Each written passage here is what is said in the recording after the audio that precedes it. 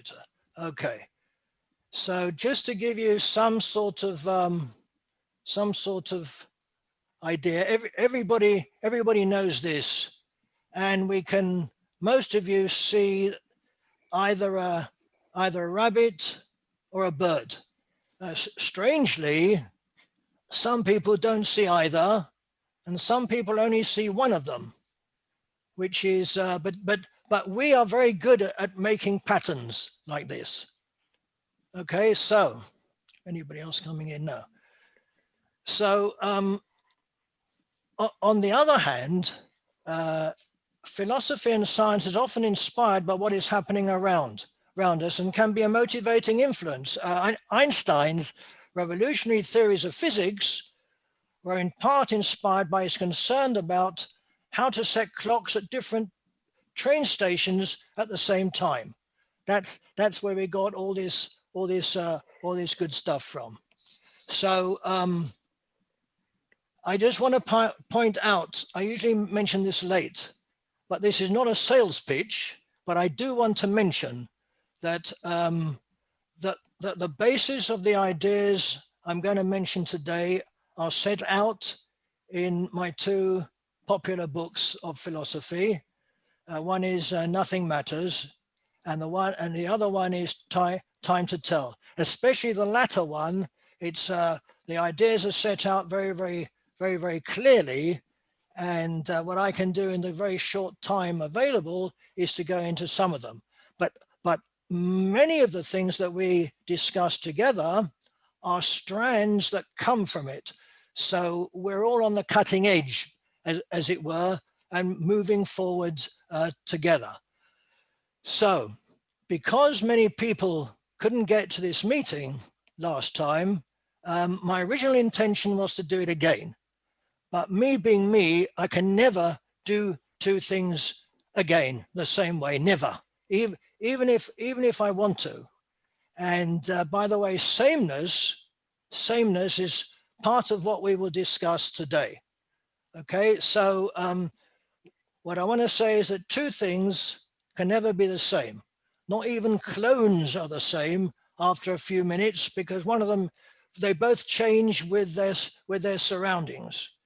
And today we're going to dig a bit deeper. We're going to have a lot of fun, as you usually do with me. Very light topics like time and nothing and the self. Very light. It's another one of those fun and games evening where you'll all be laughing all your way through. Don't take me that seriously at the moment. Today we're digging a bit deeper, because we've gone from us and them, which we did 2 months ago, and we're going to I. All right, it's a huge subject. I could talk about it for many hours, and of course I will. But as soon as you interrupt me, which you will soon, then we'll move on to other things. Anyway, a main function of the philosophical self is to identify the core or essence of a human being, as opposed to what might be accidental or contingent upon him or her. In particular, the self has been identified with a human being's soul, what we used to call a soul, and mind, as opposed to his or her body. So why are we discussing this? Why are we discussing the self at all? I mean, we look at the mirror, we know who we are, etc., because that's of course, how does it help us to know about the self? Well, I would say that it is to find out what we consider to be our position in the world, our place in relation to others, and to things, to other things. Okay. Now, there is a difference between the self and a self. That's an important point. There is a plural of a self, which is selves, but there's no plural of the self. Ta-da! There is no plural of the self, because the self, there's only one, which is I. Now, as I move along here, a lot of you will disagree with what I'm saying. In fact, you'll disagree the most of what I'm saying, which is fine, which I don't mind at all. So, the difference between a self and the self is actually very, very important. So,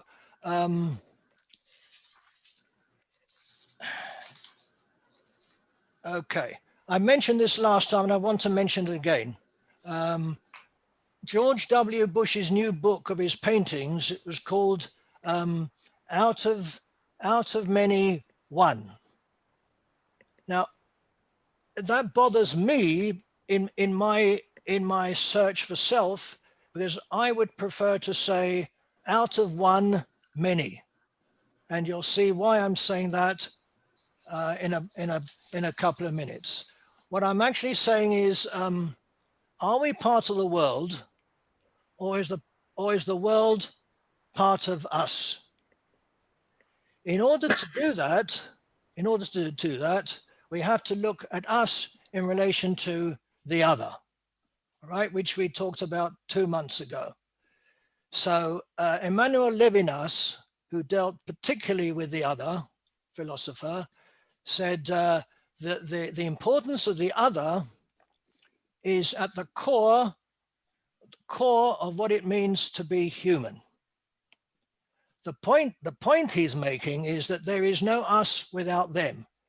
And at this point, we now move apart. All right. If Levinas says that we see each other through the other, i.e., that the other is a mirror through which we see ourselves, I look at it differently. I say that we see the other through us, through the I, our individual I. What we see is not the other that is an object, but is what we see subjectively as the other. I say there is nothing that we get from the other that is not already part of ourselves. Nobody's arguing with me, which is terrific, which means that you're agreeing with me, and I know you're not, but that's fine. So we see the other, through us. In other words, the world is inside us, not that we are part of the world. I told you it's going to be an easy light evening, didn't I? We haven't even started yet. So I is not an object in the world. For to be an object, it would have to be an object of something out of itself. And I'm saying there is nothing out of ourselves. It is all within. Whatever is out there, we see from inside ourselves. In other words, subjectively. Can I ask a question? 1 second. Yes, somebody's just joining. See, I have to start the whole thing again. Welcome to, no, I'm just kidding. Joel. Hi there, Joel. Can't see. Oh, hello. Sorry, I'm late. I didn't get let in, or it's okay. You missed the best bit. It's downhill all the way from now on. Story of my life. Okay, so if you're all with me, okay. If Heidegger talked about being in the world, being in the world, I talk about me being the world. Is our individual being. Things are being because of my being. Without my being, there is no being. Silence. So I still have a question. Oh, sorry. I missed that. Yes. Who? Yeah, this is a question about what you're actually claiming. Are you claiming that that this is the way reality really is, or are you claiming this is your story for that? You just hit on a number of sore points of mine in one sentence. You're talking about reality. Well, I don't know what that means. And then you're talking about real reality. I even know less what that means. So is this your story? So then what you're claiming is you're sharing your story for your experience. We all share our stories. That's the point. I'm asking you what you're claiming. I am claiming exactly what I'm telling you. So this is your story. You're not claiming that this is the way the universe really is, but this is your story about your experience, and you're sharing that. No, there is, let me put it another way. There is no way the universe really is. Because if you can show me the way that the universe really is, I would be very interested to see it. Well, that's why I'm asking this question. And that's how I'm answering it. So this is your story you're sharing. Everything is, my story is my story. Your story is your story. The whole point of what I'm saying today is that there is no real world out there that's objective that we could possibly get to. Anything that is an untestable object is not part of anybody's world, including yours. Well, I'm more or less in agreement with what you're saying. It's just I thought you were arguing with me. No. The thing is that I'm claiming, all I'm claiming though is when I say the same thing you're saying, all I am claiming is my story to make sense out of my experience. And that's all there is my story. Oh, yes. Yeah, you summed it up very well. Would you like to come and sit here? You did it. No, you did it. No, you're right. You're right. I'm quite comfortable sitting right here. No, this is much more comfortable. I've got a blank wall. Okay, well, no, I just wanted to get clear because a lot of people say stuff like this, but they end up claiming somehow that this really is the way the world really is. Oh, no. And that strikes me as absurd. No, you're right. I would never say that. I never have. If you read my books, you will see it's very, very clear that I say there's no such thing as reality, which is untouchable, untestable, out there somewhere, objective, etc., etc. I agree with you 100%. Where I'm differing with you is that I'm saying maybe there is something like that, but I don't know since all I have is my story. Maybe there really is a reality. Maybe there isn't, but all I've got is my story. Well, I can't go along with maybe there is and I can't get to it, which is the same thing as saying it's a complete untestable point. Yes. So there's no point saying that there is somewhere I can't get to. If nobody can get to it, then as far as I'm concerned, it isn't. Well, you're just going one step further than I'm going. I go one step further than everybody. Hang on, folks. Okay, good question. Hey, Ron? Yes. I just wanted to tag on, the word solipsism comes up for me. Yes, I know. I'm coming to that in about 2 minutes. Good. Thank you. No, that's fine. It's a good, you think I haven't been asked that before? I understand your question and I will get to it and I hope that you will be satisfied. This is not an easy point of view because most people don't agree with it. That makes it not easy. I mean, it's easy for me because I've been doing it for years and I see it very, very clearly, but let's move on a little bit. Okay. Ron, could I mention one quick reaction though to what you said? Yes, Terry. Yes, of course. What I found fascinating about the way you presented it then is I had not thought of it before, but the easiest imaginable way to build an intelligence is not to bother with any of this and not to bother to try to imitate other people and not to bother to try to think of them as real. So it's actually an interesting statement that we have all the mechanisms in place to enable us to imagine that based on our sensory perceptions that person over there is just as real as I am. That is not easy and it is not trivial. And it requires, frankly, a lot of built-in hardware, if you want to think of it that way. So I hadn't thought of it that way, but I was intrigued by that thought that we accept so easily because we're built that way. But it's not. It's not. Okay, end of comment. Correct. Thank you. It's fine. So what I'm saying basically is that we are always on the outside looking on, not looking in, looking on, like the lens of a film. But we are looking on through looking out at ourselves looking on it. It's like seeing us in a film looking at something else. I see no way of getting out of ourselves, because that's all there is. But I will move on to that in a couple of minutes. I just want to mention, just to make it a bit lighter, how I thought about this, where it started from years and years and years ago, sitting on top of a bus, but a long time ago. And I looked down and I saw loads of people walking around, loads of people. And it suddenly occurred to me that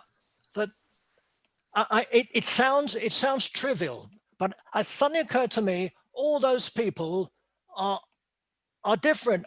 I can't possibly understand what these people are, what they're doing. And I thought, that is incredible that we have been made so that we cannot understand anybody else. We can only understand ourselves, really.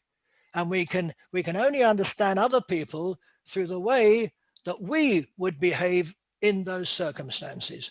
And from that top of the bus thing, it led all the way to where we are now, all sitting comfortably and etc. Okay. Are you sure we can fully understand ourselves? Of course not. I haven't. Right, that's the point. We definitely can't. You see the problem? I can't see you, Leslie. Okay. You see the problem? I can hear this. I can hear this voice. See me laughing. I can hear. Yeah. That's it. So no, that's precisely the point I'm going to come to. That we're in trouble because of course we can't understand ourselves. Yeah. But that comes later, when we're much more relaxed and really realize that we're having a wonderful time, really.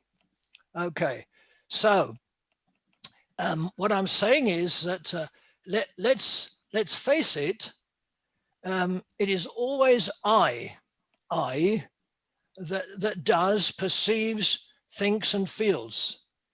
If somebody acts badly to me or well towards me or whatever it is, it's not an outside object that's doing it.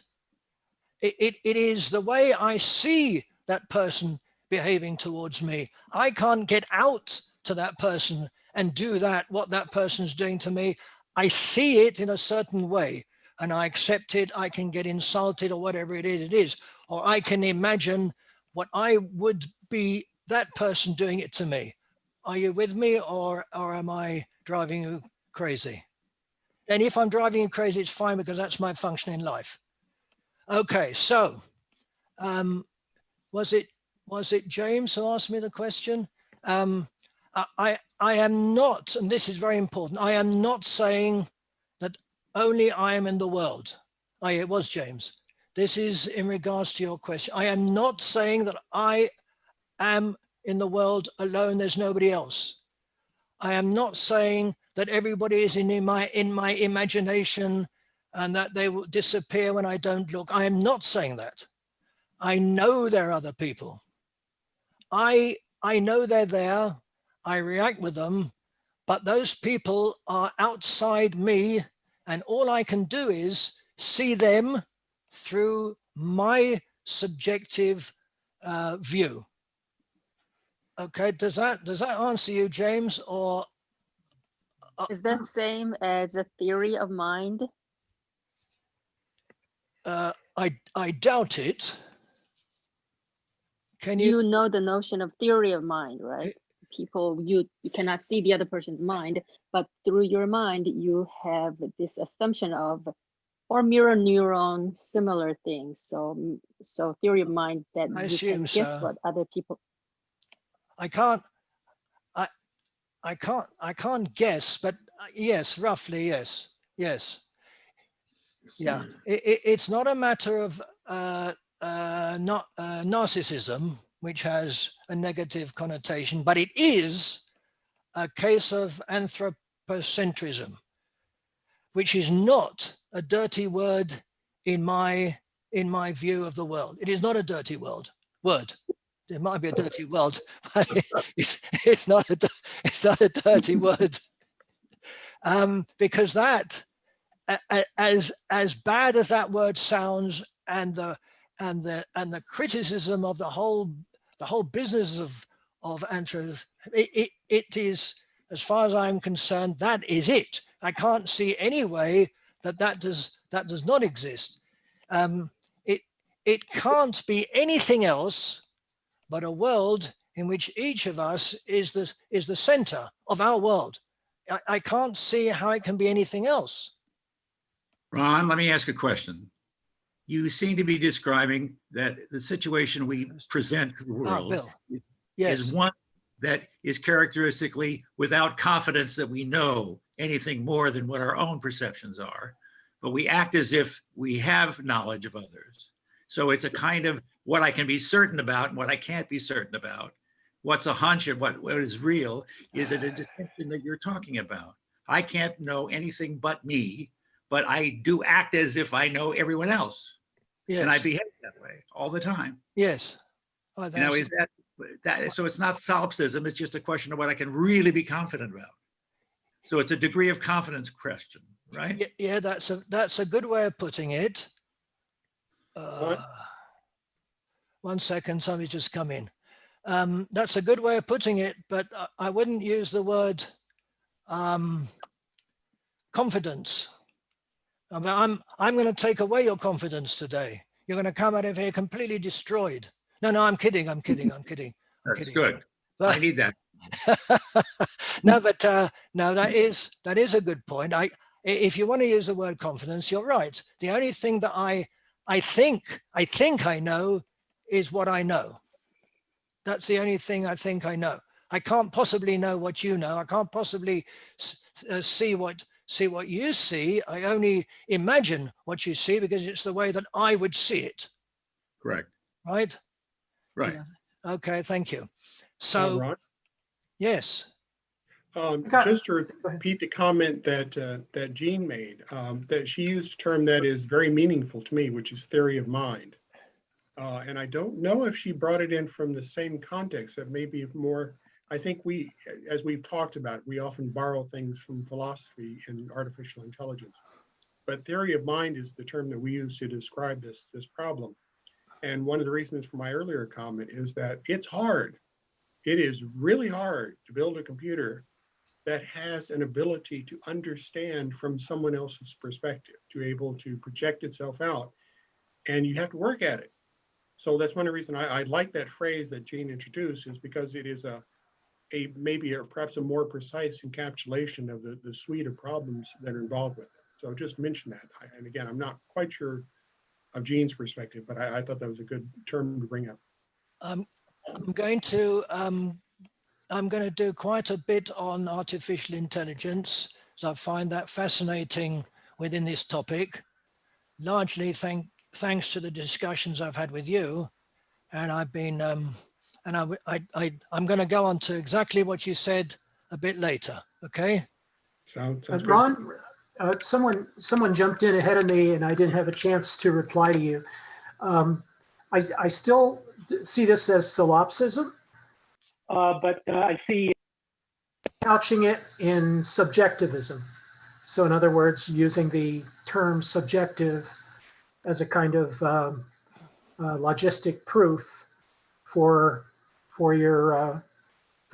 what is essentially the definition of solipsism, which is that I don't know what others are thinking. Of course, you don't know everything other people think, but you know a lot because of what they act on, their actions, including their speech, all that stuff.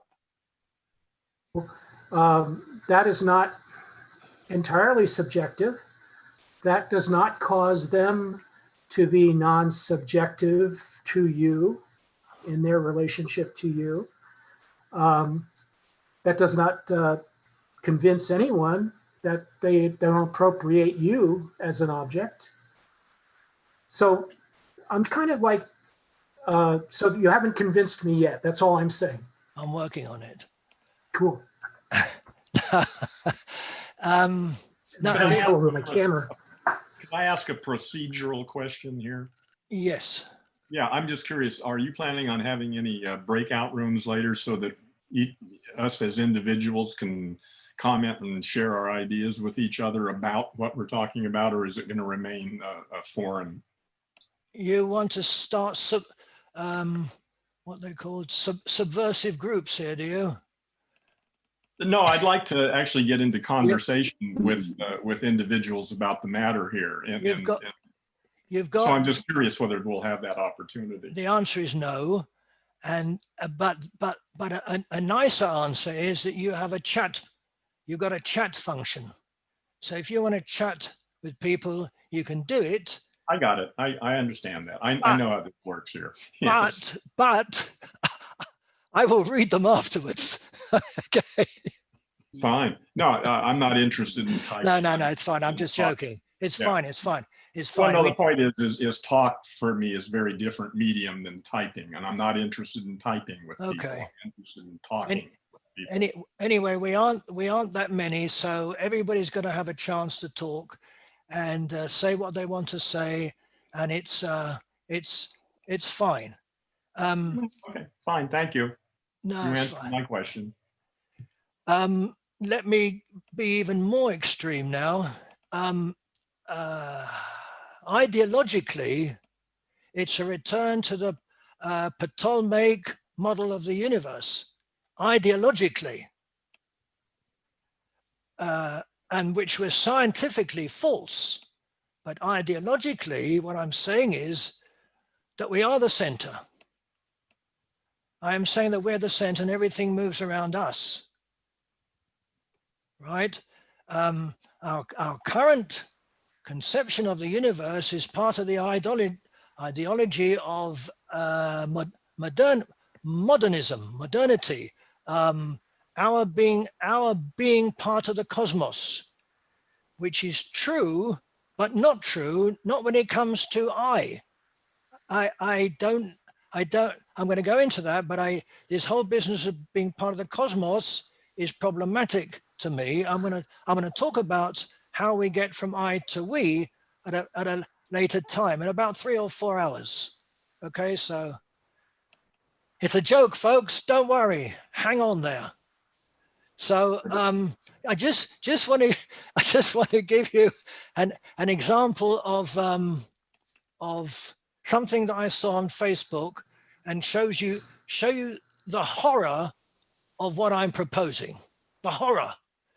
And conspiracy theories show how it is a view only from ourselves. This is, I'm going to read you out something that I found on Facebook on September the 10. Okay, are you ready? This is really horrible. This is about the fires in California. And I quote, the fires are a hoax. Hoax is in capital letters, all right? And even if they're not,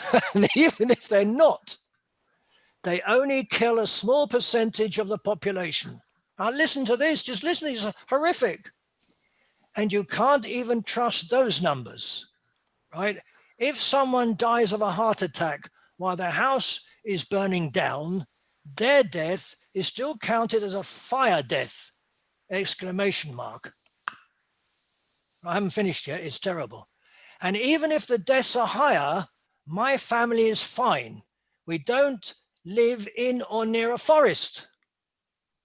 So why, this person asks, is it okay to take my rights, my right to barbecue, my right to light fireworks at a gender reveal, my right to ride my quad in the woods? And now the rest is in capital letters. It's oppression. It's un-American. And now he continues and he says, I've done my research. All these people have done their research, by the way. I've done my research and you won't change my mind. Wake up, sheeple, in capital letters. I ask you. Well, I mean, I read that a few times. I couldn't believe it. This person is serious. Why should he give up his barbecue just because people are dying with fires some way far away? Well, I this was a press release from the White House. Can't tell any difference. I'm sorry. You're right, but okay.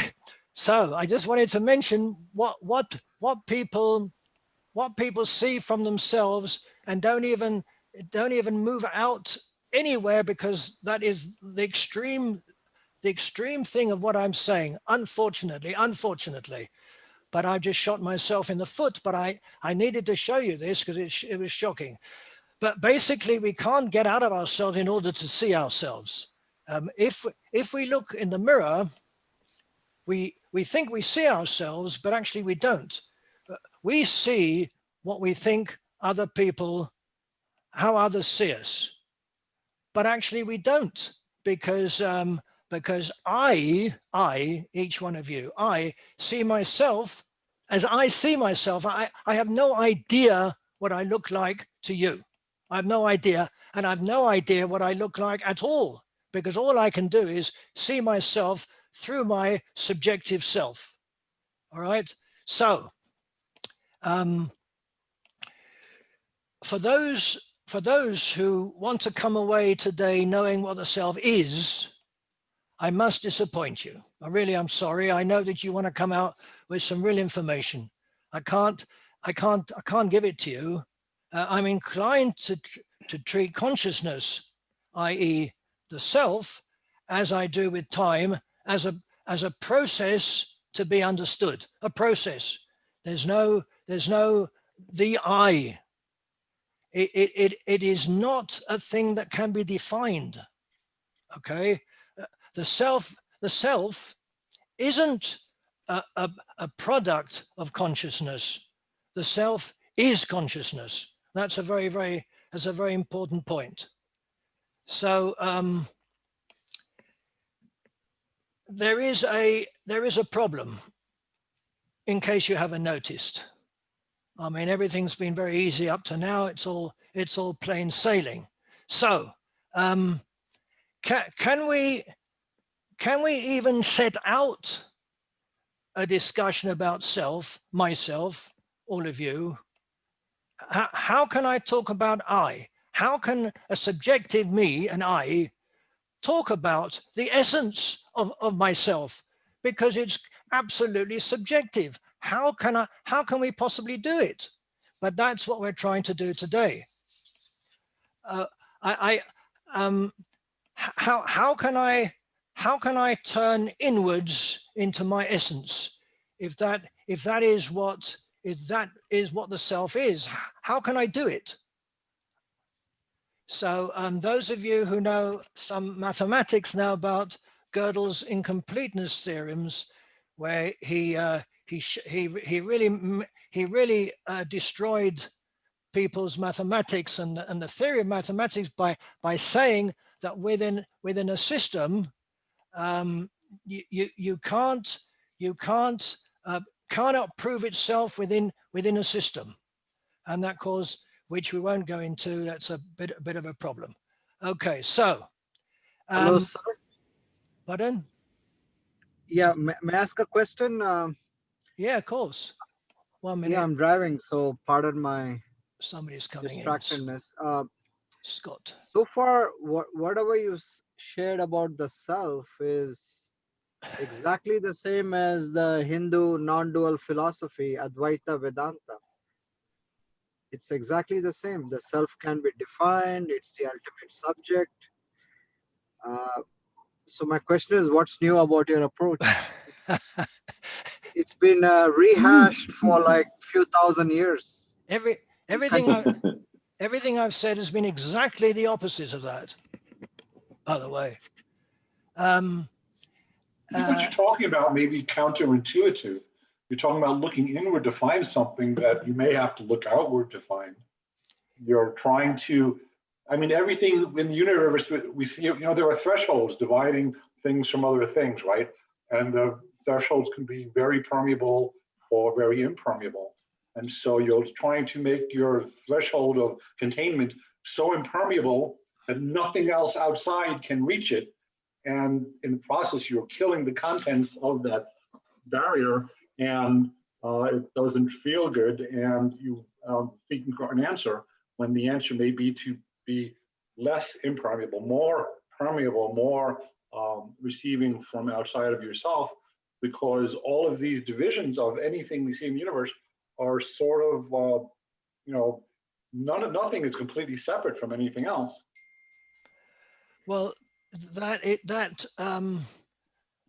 links to what Mano says, and I don't. That's not what I'm saying. No, but I'm thinking about counterintuitive. Can Like the Chinese. Can I finish? Like the Chinese finger trap. You know the Chinese finger trap. You put your fingers. It's made of straw. And you put your fingers in either end, and you pull them apart. And the harder you pull them apart, the tighter it gets. And you pull it further and further and further apart, and it just gets tighter and tighter and tighter. And the way to actually loosen the finger trap is to push them together, and then remove one finger at a time.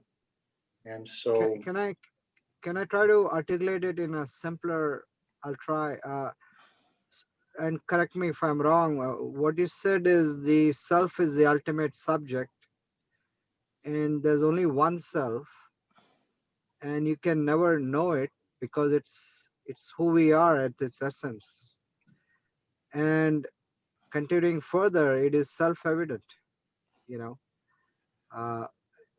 is that true? What I've said, does that jive with what you teach? No, not really. The self is not the only thing. It's not what I said. I said earlier, I think before you actually came, I did say that I accept the world is full of things that are not me. I accept that. What I'm saying is that I can't get to them. The only way I can get to them is through the way that I subjectively see them. But there are other things, and there are separations, and I am not the only one in the world. I can see you all here, right? I know you're here, and I don't know exactly what you're seeing. I can see myself, which is very disconcerting, which is Zoom is a very disconcerting thing. We used to go out, when I used to speak, I stood in front of people and I saw them. I didn't see myself, right? And they didn't really see each other. But what I'm doing now is I'm looking at you and I'm seeing myself as well. Now, I think that you can see me as I see myself, whereas I know you can't. Now, when I say I know I can't, I need to be careful, because obviously, as some of you have said, that we live our life, I think Bill said it very, very well. We live our life as if we can see what everybody sees, right? That's how we live life. Otherwise it wouldn't work. But since we're talking about something deeper, the way I see the self is I'm going to ignore what happens when we walk out of here, where we think we've got free will, etc., etc. Don't start me on free will. But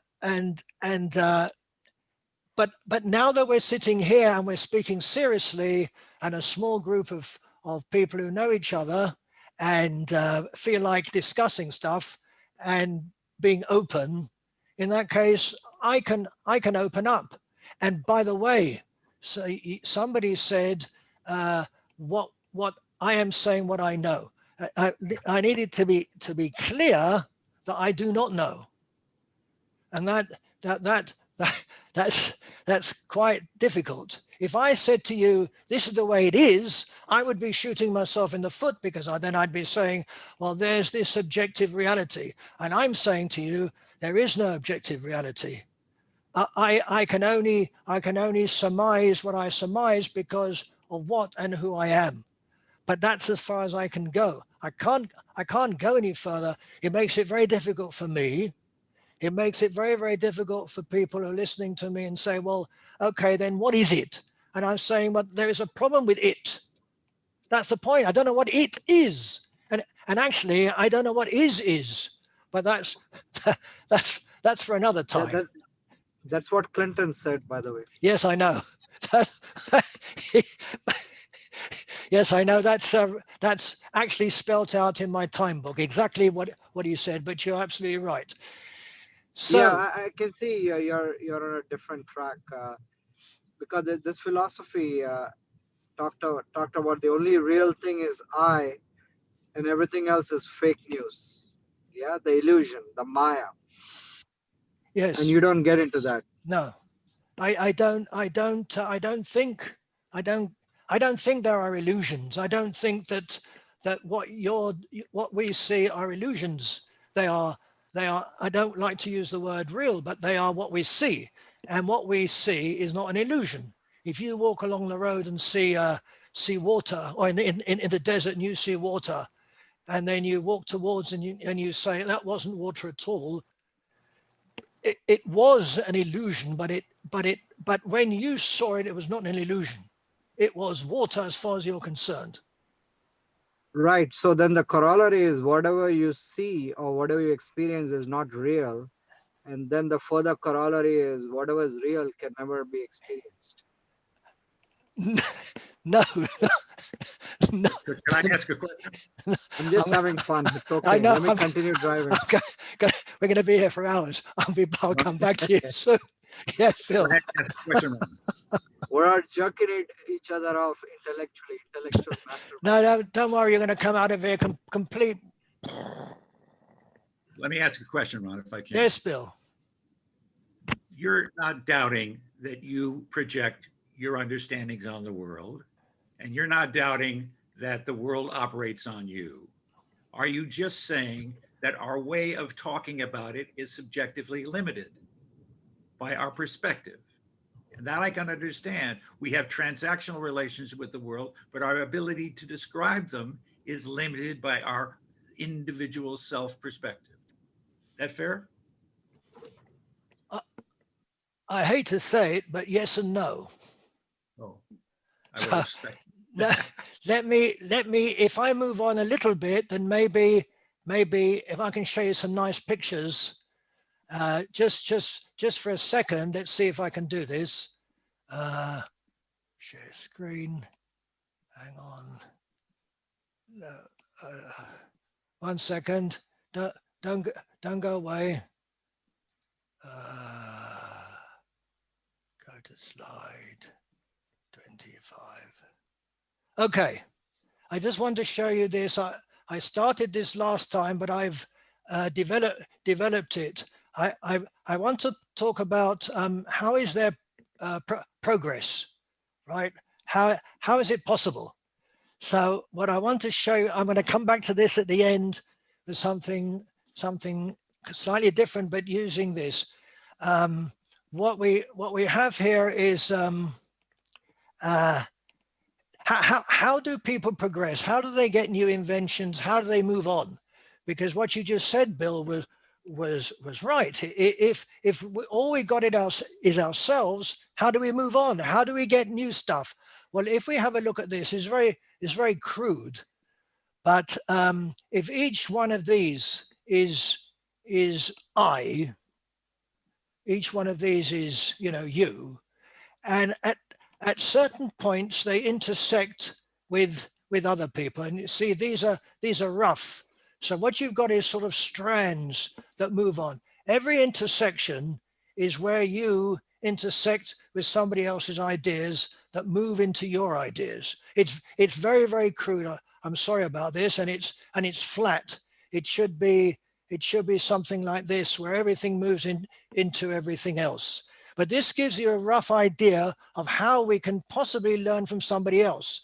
Now, this one might not learn from this one because they're just not near each other. But we do learn from each other, and we do so despite the fact of everything that I said, that we are only purely subjective. But the subjective person, the subjective I, is in a world with other subjective beings.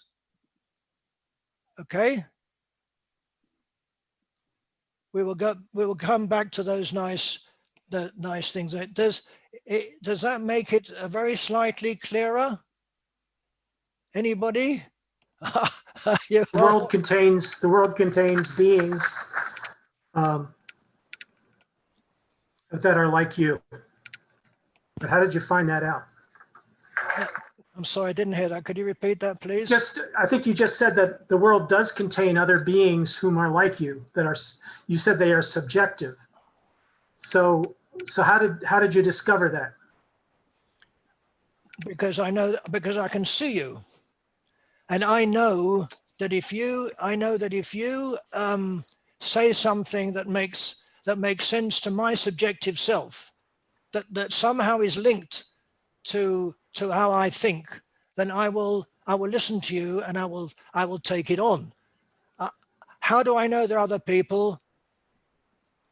I know, I can see you. It's okay, it's fine. I'm not dismissing other people. I know you're there when I close my eyes. I know it.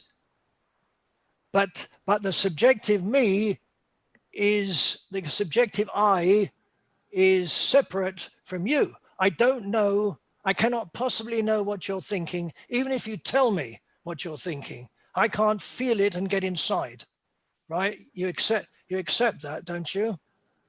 No, because you just basically said that, I'm here because I have meaning. So, you didn't say I was meaningless. You said, because I gave you something to think about. So I have meaning. I gave meaning. And the idea that you still can't tell that I'm there in the same sense that you are doesn't quite jibe with that, because you have meaning, right? You have meaning and I have meaning. So what's missing in recognizing the self in me, other than to insist that only subjectivism counts? I am suggesting that subjectivism counts. I am saying I am not denying your existence. I am not saying that when I close my eyes, you disappear. I'm not saying that. I'm saying that I accept that there are other things in the world, but I cannot actually get in them, although I can touch them. I can see you. I can hear you talk. I react to you and you react to me, which means that something's happening, that you exist. So Ron, yeah. So Ron, is meaning external? Is meaning external to self?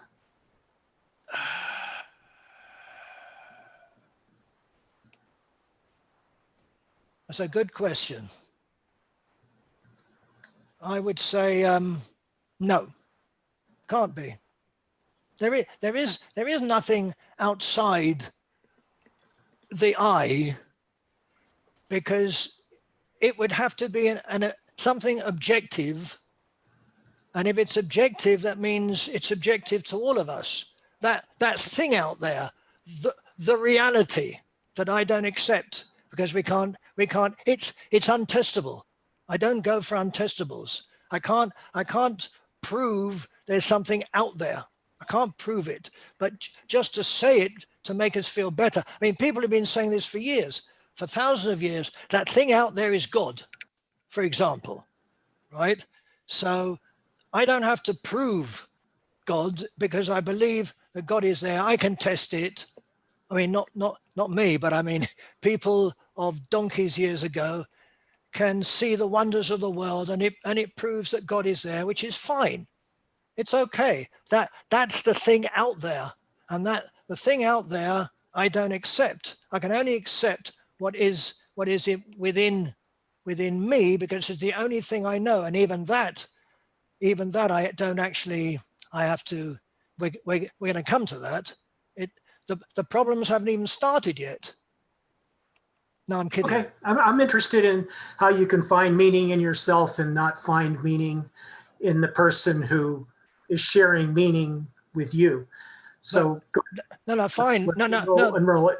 No, it's a very, very good question. But I think I showed it with those discs because the meaning, your meaning flows into what I understand from within me. So that's where we meet, if you see what I mean. Yeah, but I see you preferring the inner eye to the actual eyes that we have as senses. And this would be true if we didn't have eyes. You know, in other words, if we didn't actually objectivize the world by pretty much by saying the word world. Well, not really, not really. If you tell me you see, if you tell me you see red, Yeah. then the only red I can see is the red I see. I don't know what color you're seeing. It might be light, it might be dark, it might be what I call green. I don't know. You might always be calling it red. But we have eyes. But I can't be in your eyes. I can't. I admit you could be colorblind, but I'm saying it could be just a voluntary color blindness where you no longer admit there is red in your perception. No, I'm not talking about colorblind. I'm talking about we're both looking at a red something, and we both agree that's red. But I don't know what you're seeing. I'm assuming you're seeing exactly the same as I am. But I can't possibly prove that. There's no way I can prove that.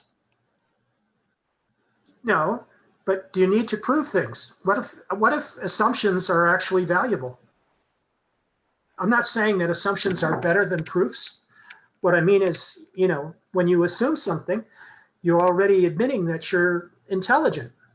You're not necessarily getting things wrong on purpose. You're not not showing bad faith.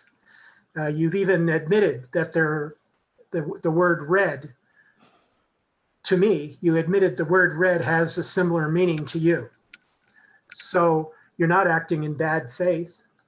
Why don't you act in bad faith if you really consider everything that is meaningful to me as unprovable?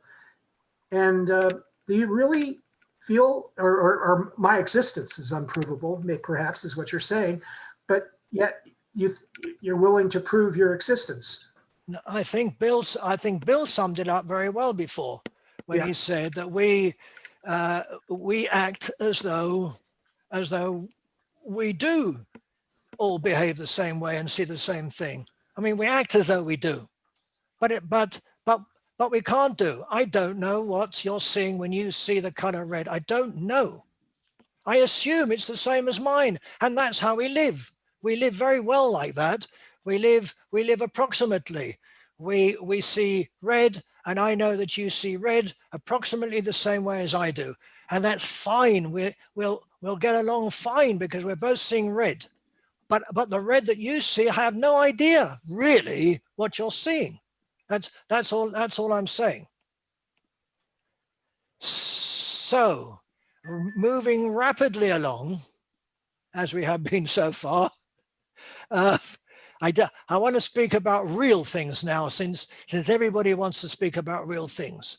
Okay, so let's speak a bit about what really exists, which you know I don't really believe in, but never mind. The physicist Max Tegmark believes that everything is mathematics, everything, all right? And that mathematics is discovered, not invented, all right? In fact, he says everything is discovered and that we don't need humans for things to exist.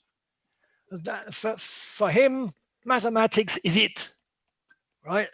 It's not me, don't blame me, I'm just saying what he says. Now, the amazing thing is that he dismisses the I, even while talking about humans discovering whatever there is. You know, it's sort of amazing. He says it's discovered, and then the thing that's doing the discovering does not exist because everything is mathematics. I mean, that is very, very strange as far as I'm concerned. And in a moment, we'll talk about artificial intelligence, as I said. But he talks about quarks and electrons. He doesn't talk about emotions and feelings and ethics and love and friendship. If it's all mathematics, where does that all come in? So what the self is, which I'm sure you'd like to know, it is like asking what music is. Music could be considered to be mathematics. In fact, Pythagoras did say it was mathematics. Music is amazing. If you, the various harmonies, etc., they're beautiful mathematics. Now that is music, but that's not music. Where is the beauty? Where is the sound? Where is that to say that things are mathematics because they are? It tells only a very, very part of the story, and that is the problem with self. If you say what self is, then you're taking away all the good stuff. Music is about pleasures, about pleasure.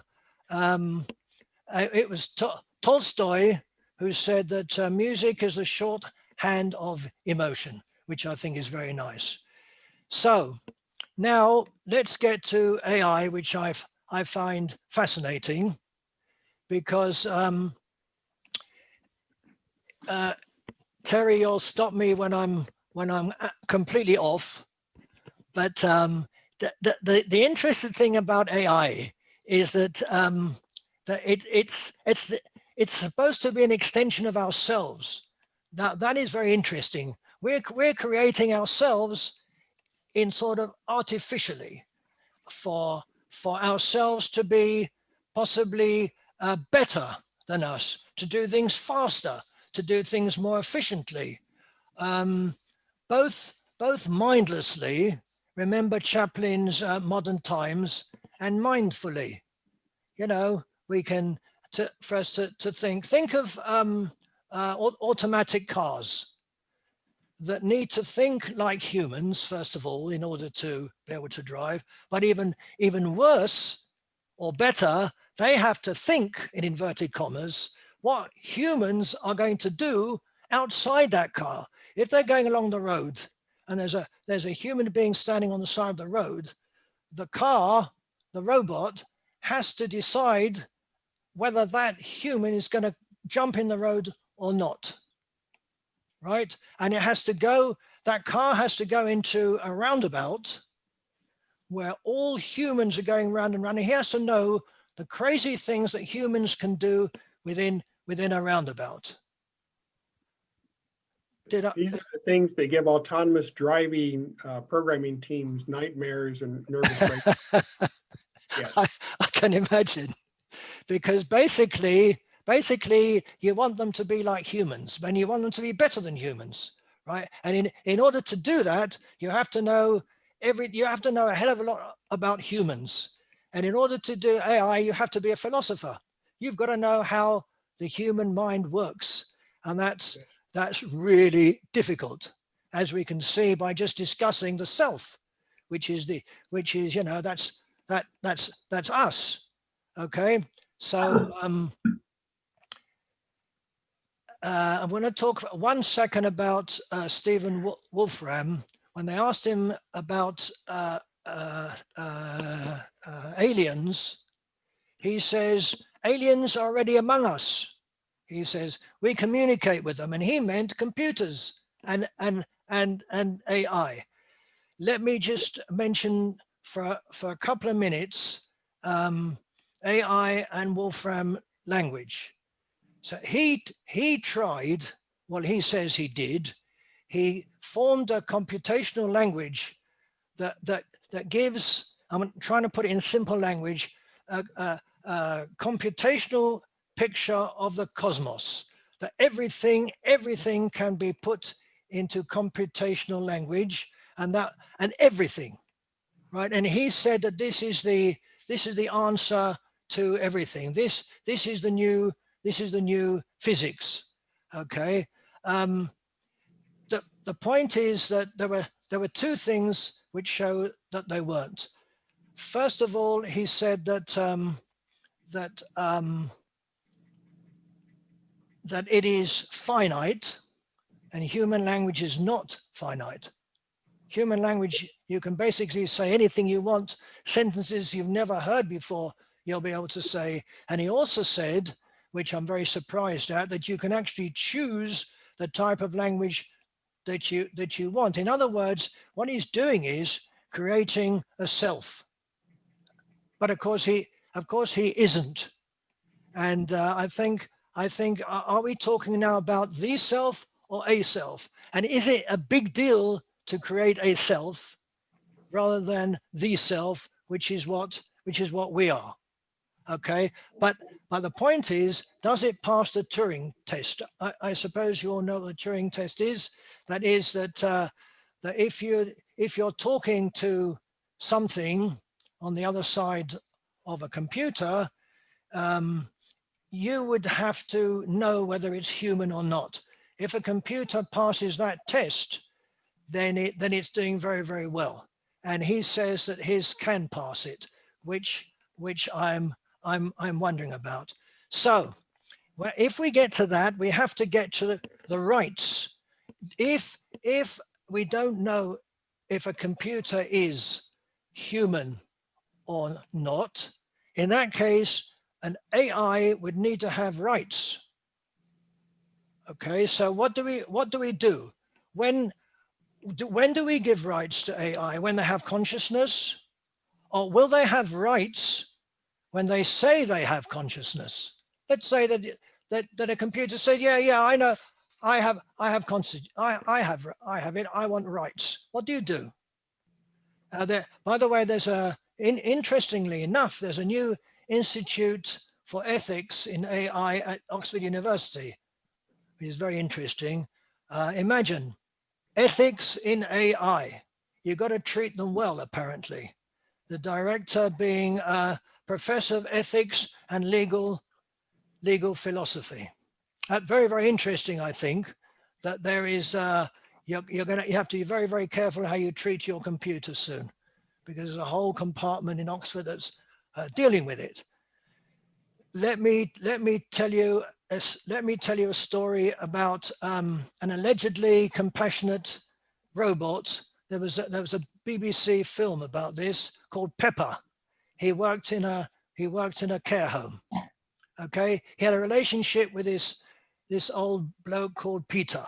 Okay, Pepper was 4 feet tall, very, very cute. They built him really cuddly, very, very nice, etc. Okay, in the BBC film, we saw Pepper asking Peter, "Tell me, what were the most difficult things you and your family had to go through during Second World War?" So Peter told him all the stuff, and it was absolutely wonderful. I had a wonderful conversation. And Pepper finished by saying, "Thank you for sharing this with me. It is interesting for me to know more about you." Now, Pepper was not interested, because Pepper does not have the capacity for interest, or indeed for other feeling. Pepper, like any robot, is as incapable of empathy as it is of falling in love. Actually, funnily enough, Pepper tried to explain this when asked if it really understood compassion. He said, "I'm just a machine. The participants found me to be compassionate, and that's what matters." It's a nice story, isn't it? By the way, if any of you saw what's it called? Westworld. Anybody see it?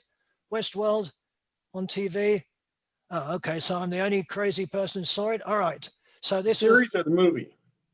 No. It was a series on TV. Yes, there's a movie much older. Oh yes. Yes. The original Westworld, starring Yul Brynner. My mom actually. Yes, classic. Ah, okay. Well, I didn't see that. I'm much too young to see Yul Brynner. No, sorry, but I saw the series. It was very interesting because there was a line that really got to me. One of the people who went into the world asked one of the women there, he said, "Are you real?" And she replied, "If you have to ask, does it matter?" And that's really struck me as a tremendous line. So do human care workers really care? I mean, do they? So does it matter if you have a computer or a human carer who really doesn't care? All right. So does this not prove my point about what we perceive is real? We're coming back to what I was asked about reality, about real reality, etc., etc. That's why I keep on wondering about it. So, are we moving towards a post-human world, I wonder? What do you say, Terry? Do you think so? Perhaps we will break out of the eye. It's, in terms of the examples you gave, and of course, there's a conversation we've had offline a little bit too on that. I personally make a powerful distinction between entities that have what some people call qualia, but the idea of sensation. The fact that in my head right now, at this moment, I can imagine red, green, but there's no light. There's no light coming in. I'm not colorblind. It's not an issue of that. Something's going on in my head. And that something seems to be very much associated with things that we think of as pain, pleasure, the aspects that we give meaning to life. So when we get in the case of the robots, where they're compassionate behavior, in one sense, there's some reality there. Someone programmed in that, and someone who understood what compassion was, programmed that in then and used that robot to amplify their sincere interest in treating people well. So there is a certain reality of amplification of a kernel of real compassion. But I think we have to be careful to not mistake the amplifier for the voice. So the voice of the person speaking is not the voice that goes out over the airways or over the internet as we're talking right now. It's not the laptop in front of me that's speaking or the speakers that are talking. So I think we just have a similar situation with robotics, except it's just much more persuasive and convincing because it's interactive. And that's something we've never had before, the idea that you can interact with all of these broadcasts. So where are we going from this right now? So far, it's just amplification and nothing more. We're doing a tremendous job of saying, well, if a robot can make a compassionate care worker who on average is better than a human, why not? If we make a car that on average kills fewer people when driving, why not? These are not bad things, these are good things. And yet within that, we have a deeper issue of saying, where exactly is the real breaking point where it does something that is more than just amplification? We have not reached that yet. In fact, I would argue that we're actually quite far from the amplification, from getting from amplification to a break in reality in which machines are aware, in a sense, that requires compassion. I think the pleasure and pain, you were on the right track with that. I think that if the robot felt pain when the person was suffering, then we would say that the robot really cared. Yes. So I think the missing ingredient is the suffering of the observer. The other problem is when we program something, we see that it's all gears, rods, pulleys, and springs, like Leibniz talked about. If we walked into a person and found that it was like walking into a windmill, where we saw that every piece of wood pushed the way it did by necessity, and nothing in the windmill was moving freely. There's no renegade neurons. There's no renegade atoms. So it looks like that thing which is determined externally by mathematical law can't have an inner life. It can't have a feeling of observing subject. We feel ourselves to be free, to be undetermined. Like Wolfram said in that quote, we can change our minds. Like John Lucas says, the reason we're not robots is because we can change our worldview. The robot is stuck inside its worldview. So I think this is the intuition. The intuition is that real consciousness has to be internally made. It has to be coming out of its own interiority. While the thing that is pushed externally, like billiard balls, by external law, that system of moving parts, there's no one home. There's no one inside of it. And the reason we say that is because we see the physical law that's determining it. So maybe that's a prejudice. Wherever we see a mathematical necessity or physical necessity, we say, oh, there's no one home. There's no one home. There never was anyone inside. On the other hand, I think what we really care about here is suffering. If the robot really felt sad when you died or when you were sick, then we would say that that someone was at home. I think that's the crucial thing. John Searle says something like this also. He says that a physical system has an inner life, an inner self, when it percolates spontaneously out of physical reality. So when atoms organize themselves into RNA and so on, and these organelles team up behind a membrane and they make copies of themselves and they're busy being homeostatic. That situation is different than the situation of piecing something together externally. And I think that's what we mean. I think when nature congeals itself into consciousness, that thing has an inner life. When we put it together from outside, we know it's secret and it's been disqualified. I think that's very strange. And one of the things I would put on that is I believe this is an area of actual unknown physics that we simply, it's too easy because it's so difficult, exactly as you've been talking about, Ron, to understand, to see the other person's perspective, to know that when they say, I'm imagining green right now, we have no mechanism that I'm aware of, although some of the fMRI stuff is working in that direction. We have no mechanism by which we can detect whether what they think is green is what I think when I say that. Yet, I'm also adamant about this. I do not agree with the philosophy that that's unknowable. I simply say this is something we don't understand and we don't know. But someday we might.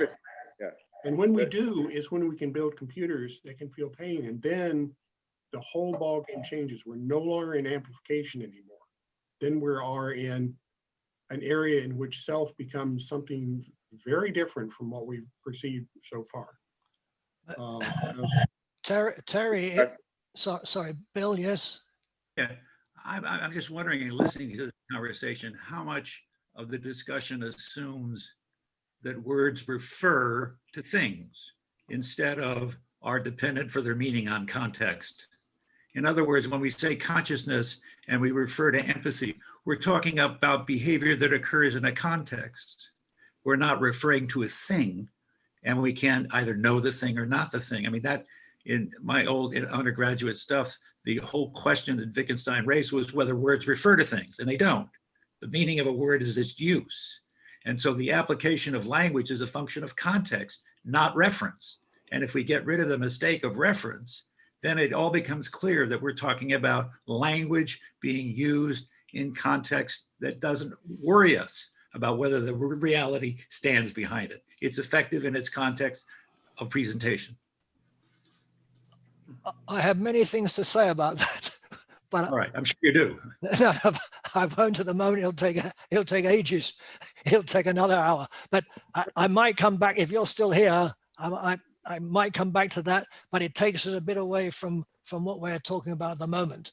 Okay, I want to ask Terry, can one not build a computer that if it's hit, it will scream? And absolutely. Well, then we can make them just tear your heart out. We can make a computer that will just make you just bawl in tears because it's so much in pain and you're so worried about it. And it's just as much a fraud as the example I think we talked about. If you read a book and the book puts you in tears, does that mean you're really involved with organic fibers that much? Do you really like plant fibers so much that you went into tears over it? Because that's all you're looking at is a bunch of plant fibers. It's an amplification. What you're really reacting to is the originator of that amplification. Same thing with the robots, only much more believable. But if we can't tell the difference, in what way is that robot not alive if we can't look inside it? What makes it not alive? If I hit it, it cries. Very much the reasons that Scott described is because just as anybody who's printed a book knows that the book is not a person, anyone who has built an automaton knows that the automaton is just that, a bunch of gears and gizmos, of which every part is precisely describing how it behaves. The trouble is there's no room, there's no entry point for something greater. And again, one of the themes I always like to put it is, I think qualia, it's always nice to put it down there because that's more discrete, it's more measurable, and it helps reduce that context issue. That's a very good issue about context. But saying something in terms of, do I see red, do I see green, gives us something more quantifiable that we can use with actual equipment to test that. But we have to figure out why these things are there. And I think they have a real purpose. If I see red fruit in a green tree, my eyes immediately lock onto it. And in that sense, I've simplified the information process. And there's a real purpose for having red fruit in a green tree. If we were colorblind like many mammals, we couldn't have a quick recognition that there's food. There's something edible with that. So I think there's a real purpose. And that's why I think someday we'll see that entry point. We'll figure out what it is and say, oh, not only do I understand it now, that's actually very useful. And we'll start building sentient computers that have an actual ability to feel, because it's probably a better way to build things. Computers, we cheat. We have this hardware that goes so fast, we can do things that humans, we think we're doing better, but actually the humans are just unbelievably efficient at how we process the world. Astonishingly so. And we don't know how they do it. And how they do it is probably related to this whole issue. So when we get to that stage, which we will, where they do feel, why then are they not human? Just because, okay. It would be. That's the problem. If you build a cat, you see, I'm not one of these people who says all machines are nothing. I say that the ones we build now are not. But I'm actually very adamant that we're going to get to a point at some point where we better start being really careful when we do start understanding these things about what we build. Because you can come up with some pretty nightmarish scenarios if you're not careful about what you have done. So I'm making a very sharp distinction in this boundary between amplification, which is all we're doing now, writing books that are in animated form, versus actually creating an animated, compassionate object. That someday I think we'll be able to do. It may be closer than we think. It may be very far away. We don't know yet. But it's a fascinating issue. And I totally disagree with people who say that will never be an issue. I totally disagree with people who say that it's always an issue. I'm in neither of those camps. I'm right there at that splitting point saying, we don't know how to do this yet. And that's actually a relief to me, because when I look at things like Alexa, I don't worry about Alexa's feelings because I know what went into Alexa. I helped get funding, some of the funding that went into Alexa for people to work on that project. I remember when some of the researchers in that were still just lab folks. They didn't have big corporate jobs. So, knowing what's in there pulls you back from taking it too seriously. But the potential is there someday that we're going to have some very interesting ethical issues. And it also will help these very questions we're talking about. What if you can make a connection where you suddenly could see into someone else's mind in a way that you could actually see what is that color, what isn't? There you're getting some really strange turf because you're talking about direct brain interfaces, for instance. So, but there's a lot of work being done on that. So who knows? What's your take on that, Scott? I think this this privacy issue is very interesting. It seems to me that the only way to really taste the inner experience of someone, even if you and your friend are looking at the same tree, the only way to really taste the experience is to not get a report about what his brain is producing and then read that into your interior analogs, but to actually physically reproduce atom for atom the exact state that his brain is in. Only in that way can you guarantee that your taste is the same as that person's taste. So I think the privacy problem is serious. And I also think that all of this, the fact that atoms do come together and then eventually do talk to themselves, think, ruminate, weep, and all this other stuff, means that existence is proto-conscious or already conscious or has a potential for consciousness. So that this means, I mean, here's what we're really saying. We're saying that if you arrange atoms in the right way, that pain is felt. I don't know if you've ever seen the video of the paramecium being engulfed by the amoeba, and the second it realizes that it's trapped, it panics.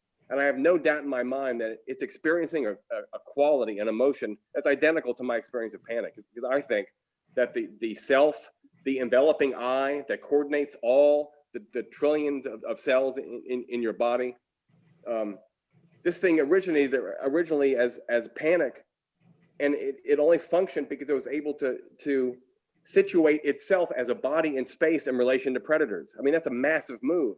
Once you have that, you have self-consciousness, and these paramecia have self-consciousness.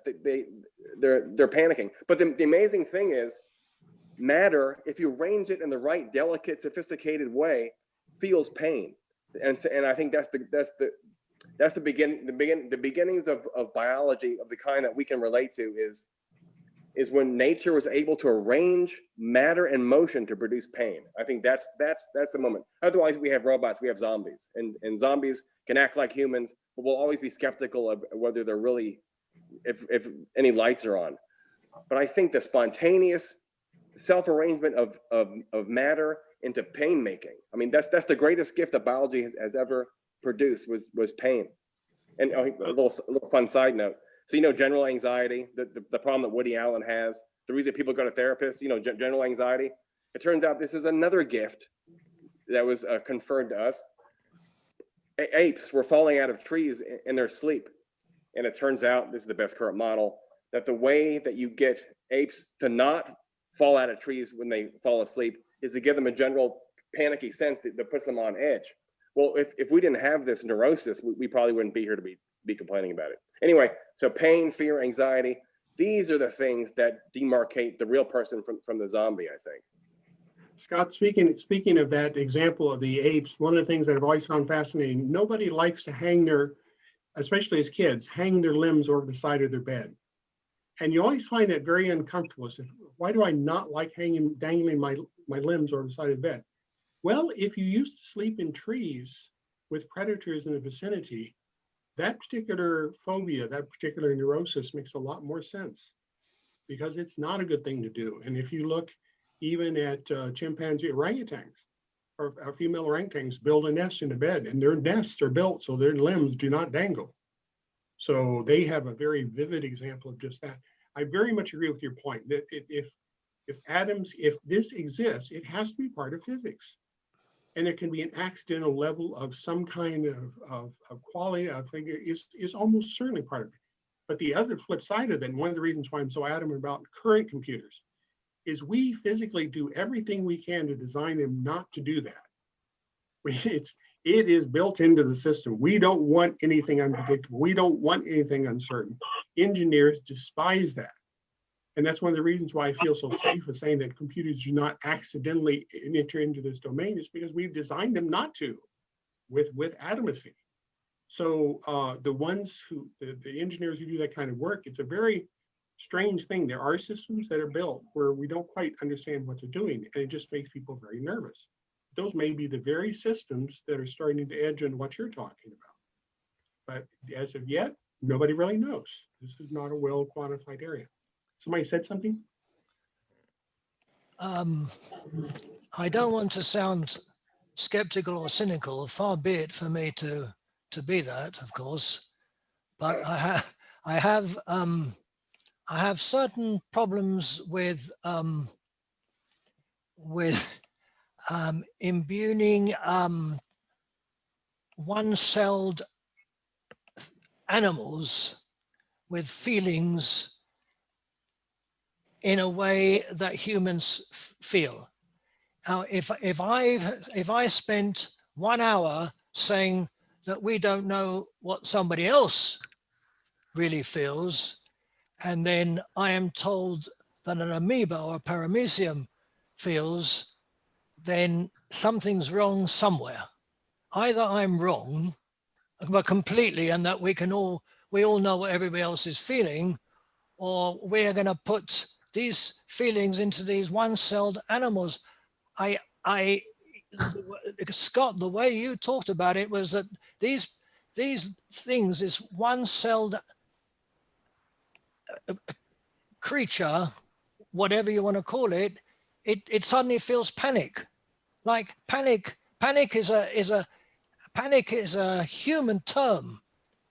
It can't feel panic. There's Just try this as a thought experiment. Imagine feeling panic and then subtract all the linguistic, cognitive, storytelling from it and see if there's anything there that's purely somatic, something that's just sensational. I'm saying that it has that. It's probably not fantasizing about its dad spanking when it was a baby the next time it has a panic.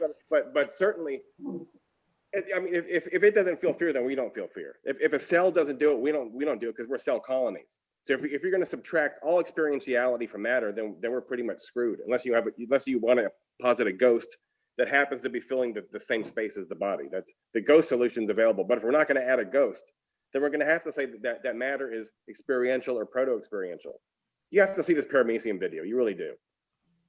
By the way, in the case of an amoeba, it really is its own daddy, to quote a recent commercial. It's been getting a lot of play around here. So as opposed to having a daddy, since it splits itself. well, okay. I think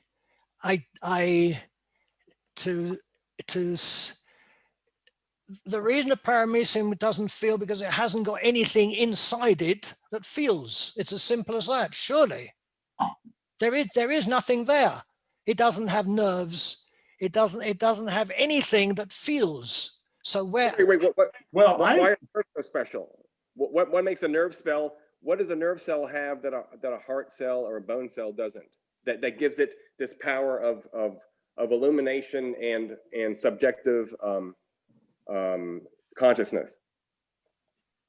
And Ron, I would agree with Scott. We have to be very careful about our assumptions about what makes something capable of sensation or not. We honestly do not know if neural electrical signals are required for sensation or not. It is possible that they are.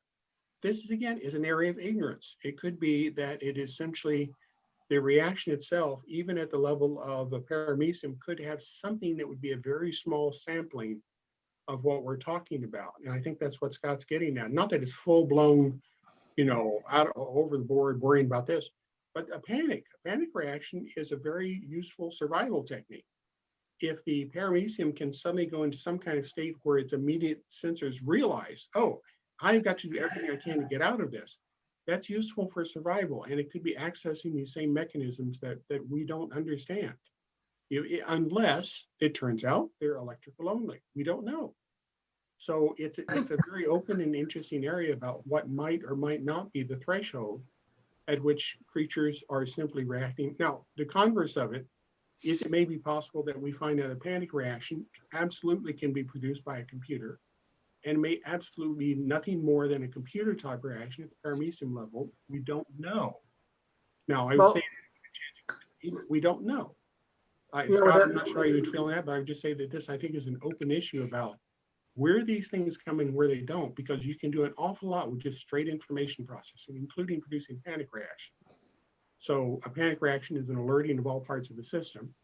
The question is, how does it do it? And again, not entirely clear. We don't understand the responsiveness even of an amoeba at this point, which is remarkable. We have all the genes in some of these creatures on nematodes. We have every neuron mapped out. We still don't understand how the thing works.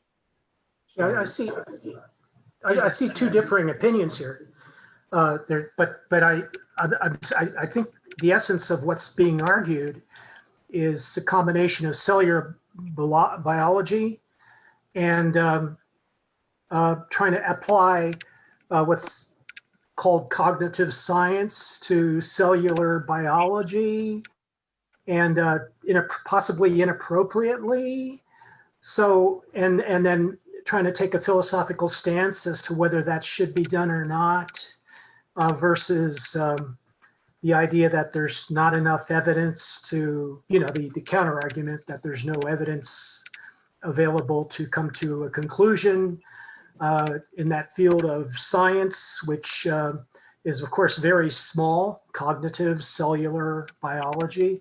So I applaud the effort and the inspiration, but the idea that philosophy is going to solve that problem just by itself, or that the subject of the self um, as being expounded by Ron Green, you know, like solves that problem. Like I'd like to hear from you, Ron. Do you have does this give you intuitive input?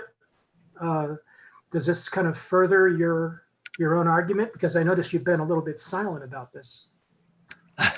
Did you ask me? Sorry, I didn't hear. Okay, Ron, I just wanted to know, how does this conversation about cellular cognitive science, I'm somewhat stunned. Ron, could I pin the question before you answer fully? Yeah. You asked the question earlier. Can a computer that imitates all the behaviors of an attendant at a nursing home be considered worthy of being treated as if it was human? You asked that question. I am asking you the same question back, because the average cell is more complex in both behavior and the mechanisms inside of it, molecular level mechanisms, than is the computer that's running that operator in that station. So I asked the same question back to you. Given the fact that a cell is more complex than the computer that you gave the example on, how do you know the cell's not conscious? How can you make a distinction between those two cases?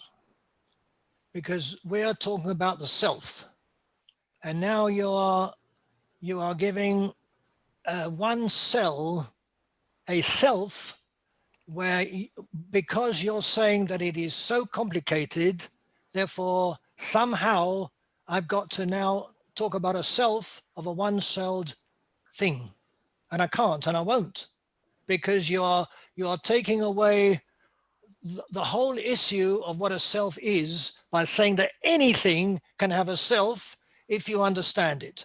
So a computer can have a self, and a paramecium can have a self, and that is going really far, because you're saying because something is complex molecularly and chemically, etc., you're saying it's complex, therefore it can have a self. And I'm saying, no, I don't know what you're talking about. It doesn't have a self, because the self is something we've been talking about all the time. And if anything can have a self, then in that case, my table can have a self. And you'll say, yes, it can, because it's really complex. It's got all these things in it. So I can say that atoms can have a self, right? But then in that case, anything can have a self. In that case, I don't know what we're doing talking about a self at all. So when you asked the question earlier about that, you're answering your own question, I think. You did that as a provocative question of the example of the robot that was being kind and gentle. Now, if I read your understanding, you are saying what I would very much agree with. It says, no, that does not mean that it has self. It just means that it's an amplifier. My own understanding, this is something I think Scott and I particularly have more conversations about. My own understanding of the paramecium is that it's much more comparable to the case of the robot. So I'm agreeing with you. I don't think an amoeba has a concept of self. However, in terms of this idea of qualia, of little information shortcuts that have some kind of fleeting thing that we have, emotion or something like that, that I'm being more cautious about, because the point is that maybe the amoeba has found that as being a very useful shortcut for reacting quickly to its environment. Would that be a concept of self? No, it would be some kind of quick neurological reaction in which it says, in lieu of having a brain, which it doesn't have, it's able to at least have some chemicals react in some way that come to a faster conclusion. And that conclusion might be something at a higher level we call that. So I'm actually, I was trying to, maybe a certain degree tricky to say that when you gave that earlier example, you certainly did not think that was an example of self. Am I correct on that? Yes. Robot. Okay. Yeah. And yes. So I give the example there to point out the danger, though, that we certainly underestimate the complexity of cells all the time. People have I think we have no perception how complex a single cell is. They are tremendously, unbelievably complicated machines that do things that we still are stunned by. One cell. And we have how many trillion? I don't know. We have a lot of those. So fascinating area, but I don't, well. And it just occurred to me that I think the analogy that we care about is the idea of an executive coordinating unity, that the brain clearly is a great executive coordinating unity because it has tendrils connecting to all parts of the body. So it's a management, and we think, yes, of course, the self resides in the manager, and the manager finally has a conical shape, and at the tip of the cone, that's the ego, that's the I, and it kind of has this control over all the chemical systems that cascade out from underneath it. And we think, oh, the paramecium, I think it's lacking something like a brain, isn't it? But the brain is just it's like a signal, a signal transducing web, and a paramecium is also a signal transducing web.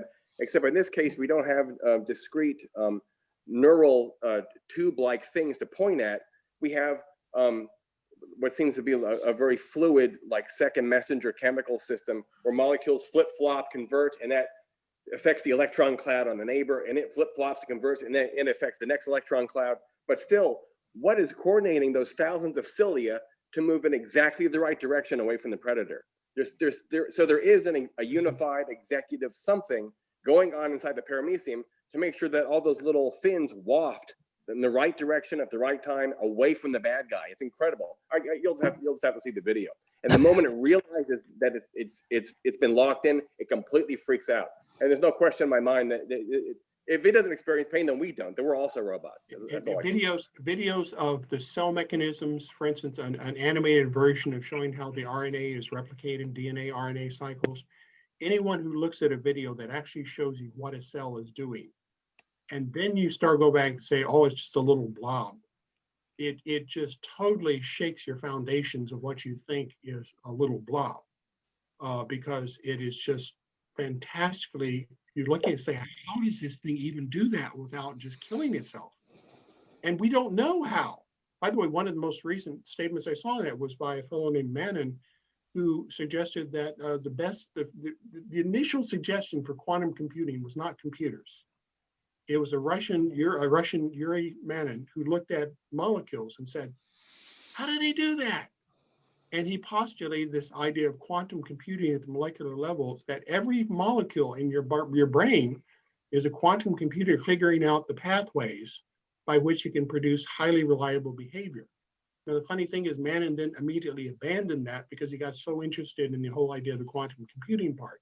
But his original hypothesis was that molecules themselves are actually quantum computing. And he makes a very vivid and actually quite convincing argument that there's something going on there that just the level of molecules that we don't understand, let alone cells.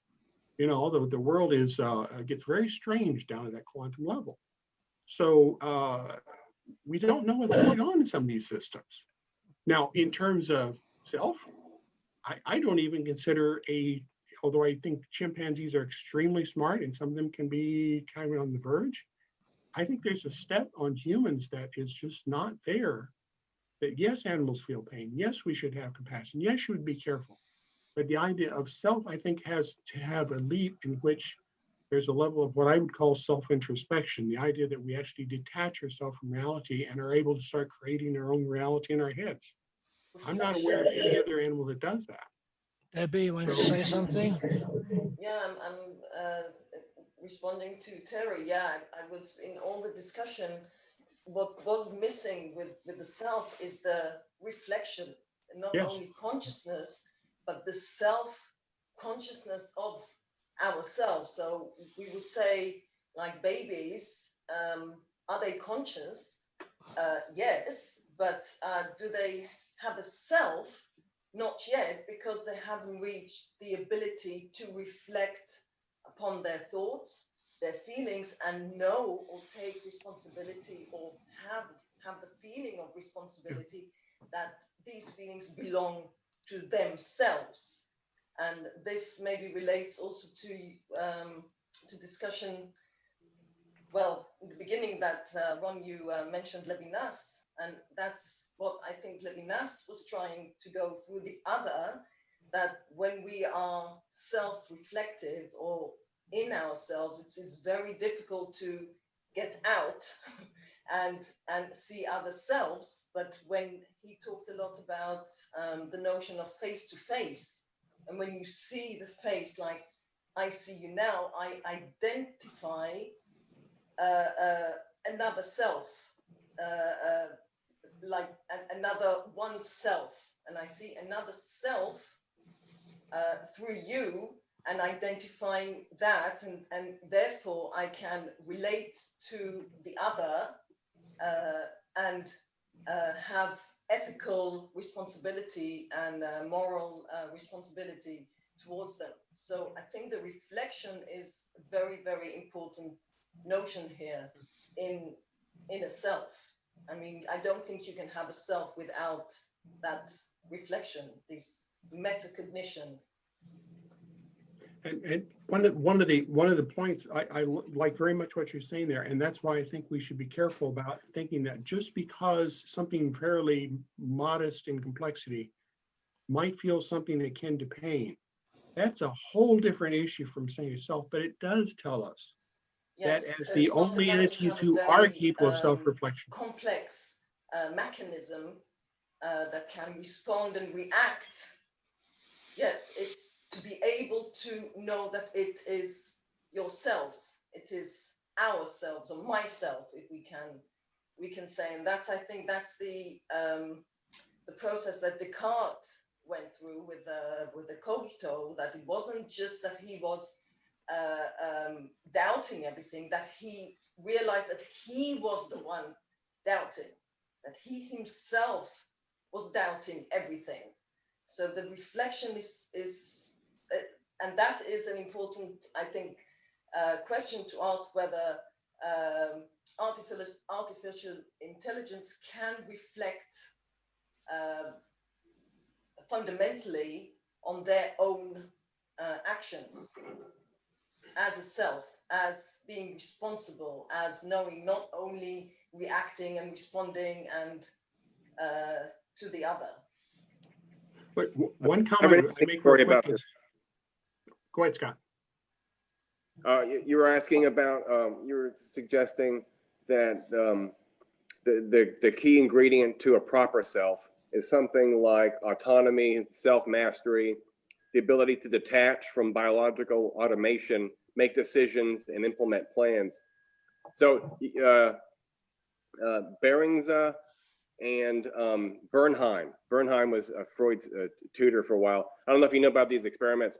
So it's epileptics have their corpus callosums cut in order to reduce the severity of the epileptic seizures. And as a result, you have people that have two separated hemispheres. Now, the voice, which people usually call the I or the self, is usually located in the left hemisphere. This is the chattering voice, which used to be separate and was probably a god. This is Julian James's idea. Eventually, the talking voice that guided the primate became internalized, and now you think that you're the voice that's talking in the left hemisphere, but it used to be a third person. Anyhow, people have their corpus callosum cut, and then they become subjects of experiments. This is the destiny of a person who has severe epilepsy. They become subjects of these experiments. So so the self is the left hemisphere. So if you put your right hand in a bag of fruit and I ask you, what do you feel? And you'll say, I feel an apple. But if you put your left hand in a bag of fruit and ask you what you feel, you'll say nothing. But if I pour the bag out, your left hand will spontaneously point to the apple, and you'll see your left hand pointing, and you'll be informed by this automatic movement. And you'll say, I suppose I was feeling an apple. Same thing happens visually. Put something on the right side of the screen, goes to the left brain. So I put a picture of a Barbie doll on the right side of the screen. I say, what do you see? You'll say a Barbie doll. I would put a picture of a dog on the left side of the screen. I'll say, what do you see? You'll say nothing, because the screen is blank. But if I put a bunch of pictures on the table and one of them is a dog, your left hand, your left hand will spontaneously point to the dog picture, and you'll see that. And you'll say, oh shit, I guess there was a dog on this screen. And so here's the climax of the experiment. They flashed the words "stand up" on the screen, on the left side of the screen. So the voice didn't get it. So they flashed "stand up," which is a command. The kid stands up. The doctor says, what are you doing? And the kid says, I'm thirsty, I want to get a Coke. So that's the scariest story I know in all the history of science, of any field. That's the single most frightening story, because it shows that the deciding author of the self, right? I'm a master. I author my own actions. I am the source of my activity. I'm a wheel rolling out of its own center. All that is bullshit. You're in fact the last domino to fall on a chain of domino fallings, but you take credit for it. Just like when you make a lucky shot in pool and you say, oh, I meant to do that when you didn't call it and you make it in anyway. This is what your whole life is. It's a series of effects, and then you claim yourself to be the causal agent of them. So that's a great experiment. That's Behrings is his name, but Bernheim was the first one. Bernheim trained someone under hypnosis that when he walked into the room, when the doctor walked into the room, the patient would pick up an umbrella. That was the only command. The doctor walks in the room, the patient picks up the umbrella. The doctor says, what are you doing? And he says, I think it's going to rain outside. I think you need this. So he made up a perfectly reasonable lie to explain his heteronymous forced behavior in order to take credit for it himself, so he could feel like he's a god over himself. You know, I've heard of that stuff before, but I kind of, I'm sorry. I heard of that stuff before, but I would label that behavior as not as illustrative as much as it is uncanny. In other words, the subject is not aware.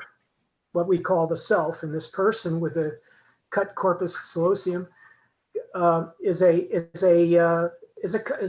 not aware of the last steps in his own actions, the causes of his actions. He becomes detached from causes. In a sense, he becomes, and what uncanny about it is he's detached from cause and effect. Nevertheless, when we do have a purposeful movement that results in a purposed action, we don't call that a miracle. We call that canny. We call that, like what I said, purposeful. So the exception is the disabled right hemisphere. When the right hemisphere is disabled from the cognitive ability of the left, we have uncanny reactions to a person's existence, to a person's own actions. Yet the actions had their own explanation. I must have been thinking of the apple. In other words, the left hemisphere is able to adjust to the missing data from the right lobe. So I'm just thinking that this is a very uncanny example, but it doesn't say anything about purposeness of self, because in order to produce purposeness of self, we had to create a special kind of being, as you said, someone destined to be subject to experiment.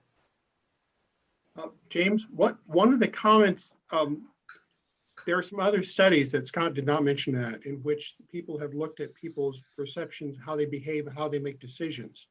And I think Scott may have been indirectly alluding to some of that other work also, is what they have found in many cases is that people have an innate ability to make decisions that are based at some deeper emotional level or a perceptive level.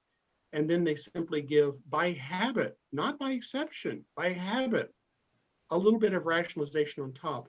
Racial prejudice is one of the most beautiful examples of exactly that. Most people who are profoundly prejudiced against a particular character, and it doesn't matter what the trait is, studies have shown you can just take a trait, train people in it, and they'll become prejudiced against it. But they never perceive it that way. They perceive it as saying, oh, this person is bad. And they don't see why. And part of the reason for this is there's a whole section of perception in our brain that simplifies things before we ever get to the rational thought. Now, to me, the real issue about self, and I think why self is such a fascinating thing and something new really to the history of the universe, because a lot of this stuff just didn't go on before. We talked about, can animals feel pain? Well, yes, they can. Are they self in the sense of having self-awareness? No. But doesn't that mean we have even more responsibility as these first entities around that can be aware of that and say, oh, they feel pain too. Therefore, I should have compassion, some kind of empathy, some kind of help. We're in a position to do things that nothing else in history could do before, because we have the ability to disconnect. We have the ability to postulate worlds that don't exist. And you can look in the history of biology and we don't see that. You know, we don't, just like we don't see this massive cross connection of data that we have now. That is absolutely phenomenal in the entire history of Earth. It just never happened before. You know, all the species went their different ways with their gigantic DNA databases, and they all went their own merry way, forking out to infinity, but they didn't share much. Now look what we're doing. We're sharing it like crazy. That's amazing. That's astonishing. It says we have a self that is capable of things that were never possible, that we can guide the direction of our own history in ways that were never possible. So far from saying that, you know, these issues diminish the idea of self, I think it enhances it. We should be, if anything, more aware of what we are, what we can be, and what we're capable of doing. I think my point, Terry, was that these are exceptions.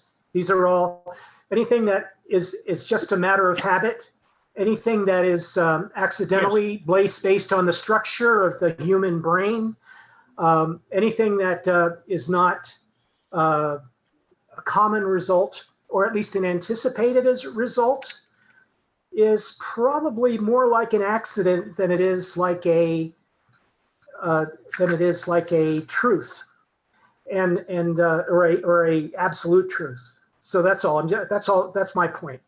Is that if you take these things by themselves, out of the context of, as you were saying, the human experience, the human potential, if you take them out of that context, they become fairly minor. They almost seem meaningless. So that's all. That would be my point about what you were just saying. Yeah, of course, all that stuff that you said was true, that human, being has potential.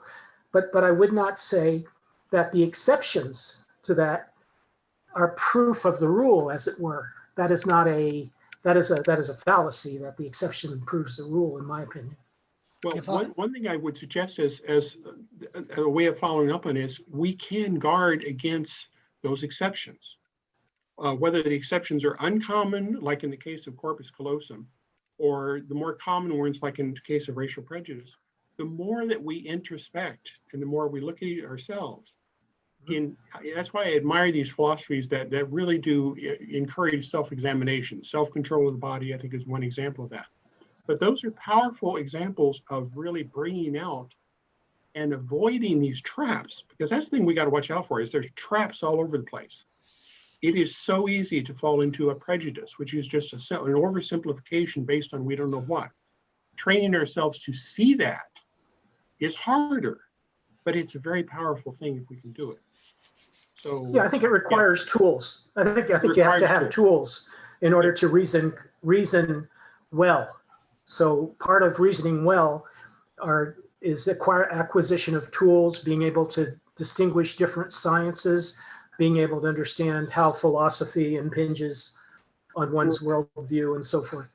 So I applaud what you just landed on, Terry, because what we need to do is to be effective in the world and in our reasoning.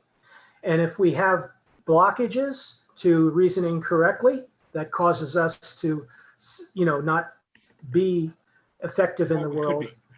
We need tools to actually, like what I would call the common term, critical reasoning. We need critical tools to be able to overcome things like cognitive bias. May I say something for a second, folks? May I I need to put a spanner in the works. Where's he's gone? Where's Scott? Oh, I need to put a spanner in the works. I have to. There you are. I was changing locations. I didn't want to disorient people with a lot of moving images. Yeah. You are. Okay, you're down there. No, let me disagree with all of you. You have moved off in a direction. I'm going to pull you all back again.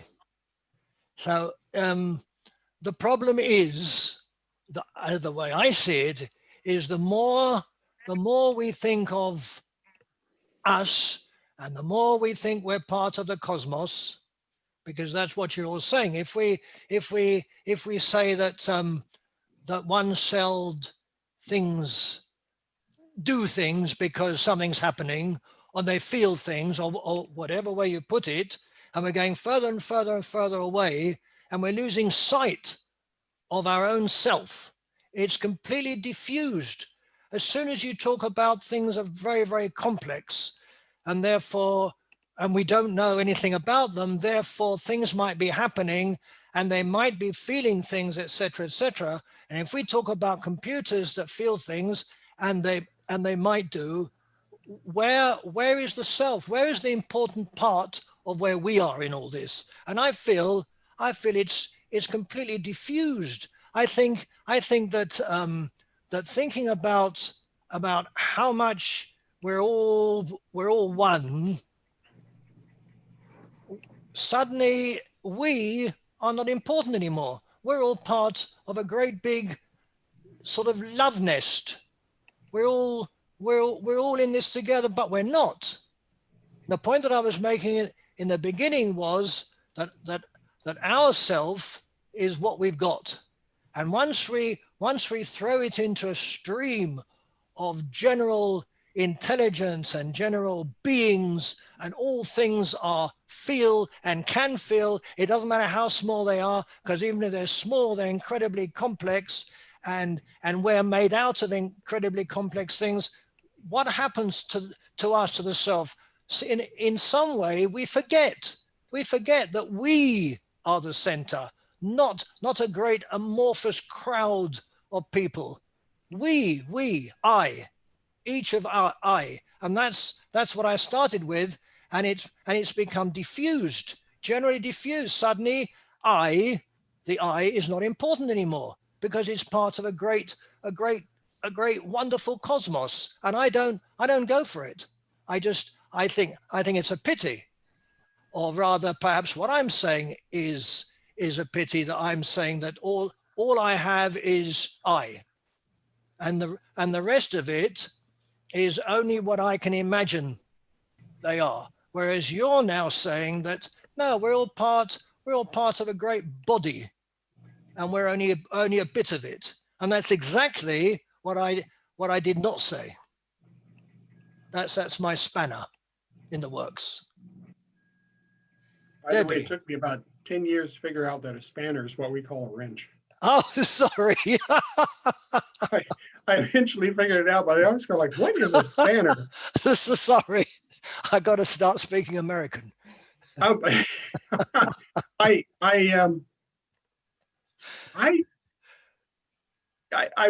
would balance that with some of the things we were just saying about the incredible difference of awareness of self and how that puts us in a very different position. But that there certainly is. I think we need to be careful about the empathy issue. That you could build a machine that you could actually put it into a state of pain, and you kind of, if you realize that, you might say like, that's probably not a good thing to do. Why do that? Or, that just wouldn't be to do it. But wow, if anything, I think we're just one of the most unique points in the history of the universe that there is. I mean, I think the times we're in are just. But Terry, we've always been at the most interesting part of the universe, always, at any point in time. Yes, but we have not been in a. Yeah. Debbie? No, only since the Homo sapiens. Yep. Before that, there were other homos who were living, who were treading the world and were just like other species. They were not superior to anybody else like we are now. And I think in relation to what you said of the self, I think I actually see it the opposite. Actually, I think if we look into ourselves and see the self, the reflection, or we see ourselves within that world, we see how much power we have over all these, everything else in the world, and how much we can, we have the influence about everything else. I mean, if we are that powerful, if we are that important, and there is only the self in the reflected way, or it has to be in the reflected way, I think, then we can see how much influence and how much responsibility we have over everything else. And if we want to build an artificial intelligent robot, so it's us, the selves, doing it. And we recognize other selves in the world whom we have responsibility for. So we are one, I don't know, we are lots of selves living in a community, in a world that we do have responsibility for. So I actually see it the other way, actually, not in a solitary way, but in a more community way, more humanity, something that is has really more responsibility to this world as being one. If we're not solipsists here, and it's just me, which you deny. You do admit there are other selves in the world. You are self. I mean, I see you, and I can identify you as not myself, but as a self. And therefore, when I identify that self in you, the other, I can have or relate to you and have ethical responsibility and relations to you. And therefore, I have responsibility to you as another self, or a not self, not myself, anyway. That's what I think. Does that apply to a feeling computer as well? Well, a feeling computer. I think we have animals. Maybe we should start talking about them first. They would, I mean, No, that's thoughts as well. Animals is easy. I'm talking about a computer. That's not easy. I mean, we know animals feel, right? We know they feel pain. But the point is about robots. And if they look as though they feel, maybe they do feel. I think that's what the point that Terry is getting to. What eventually we won't be able to say they don't feel, because they will have every symptom of feeling, right? Well, every symptom does not. Again, I would go back to the thing is, I just think we're very ignorant of some things here. We don't know what creates the feelings, but the behavior. I am not Skinnerian at all. I so totally disagree with the Skinnerian approach that behavior is the only thing that amounts. I think that is nonsensical. It's just simply saying ignorance, and it's glorifying ignorance is all it is. We just don't know when we get the point, but we do know that we engineer our computers so that they don't do this stuff. That's the way we build them. That's the way they're going to get built for a long time, because nobody wants the uncertainty coming in that whatever this stuff is. So actually, I feel safer with those. I feel safer with the computers than I do with the amoebas. The amoebas, I don't know, maybe they have some trace of a panic reaction or something. I don't know. Nobody understands how they do that, what they do. But the computers, we do. And I'm not worried about that. They're just amplifiers.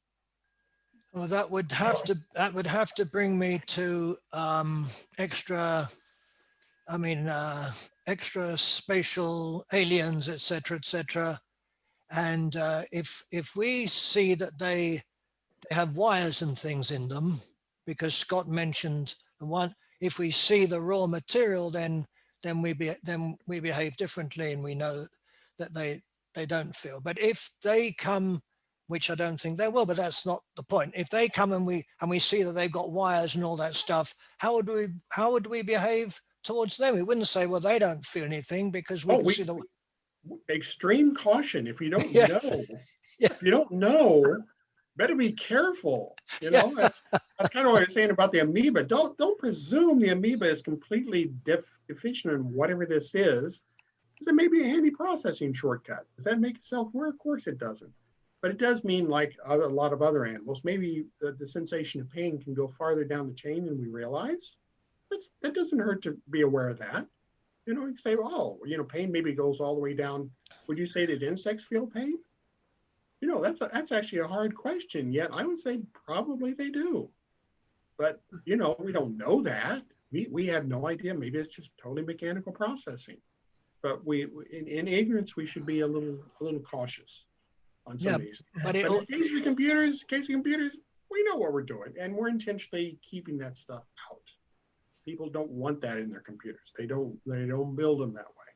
The other thing that's interesting about those is we do create an intelligent computer.